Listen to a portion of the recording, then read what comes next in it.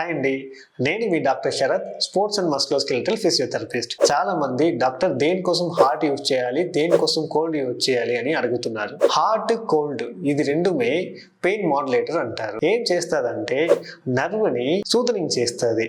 నర్వులు మీకు thermo receptor అని ఒక రిసెప్టార్ ఉంటుంది. ఆ రిసెప్టార్ ఏం చేస్తుందంటే మీరు ఎప్పుడైతే హార్ట్ ఇస్తున్నారో అది యాక్టివేట్ అయ్యి మీకు పెయిన్ రిసెప్టార్ని బ్లాక్ చేసి ప్రస్తుతానికి టెంపరీగా పెయిన్ని తగ్గు చేస్తుంది అన్నమాట. అదే మీరు ఒక కోల్డ్ని ఇస్తున్నప్పుడు ఆల్రెడీ మీకు అక్కడ పెయిన్ ఉన్న నర్వ్ ఫైబర్ ఉంది కదా, దాన్ని ఓవర్ స్టిమ్యులేషన్ చేసి కౌంటర్ ఇరిటేషన్ లాగా అది ఒక పెయిన్ ఇచ్చేసి మీకున్న పెయిన్ ని తెలియకుండా హైడ్ చేస్తుంది అన్నమాట. ఇది రెండుమే పెయిన్ ని టెంపరీగా అరెస్ట్ చేయడానికి ఇన్ కేస్ లేకపోయి పెయిన్ ఉన్న వాళ్ళు ఉంటారు కదా, వాళ్ళకి అది ఉపయోగపడుతుంది. కానీ చిన్న చిన్న పెయిన్ ఉంటే కూడా మీరు కోల్డ్ హార్ట్ అని డిపెండ్ అయితే దానివల్ల ఏమవుతుందంటే రికవరీ జరగదు, మీకు పెయిన్ అన్నది టెంపరీ కానీ తగ్గుతుంది.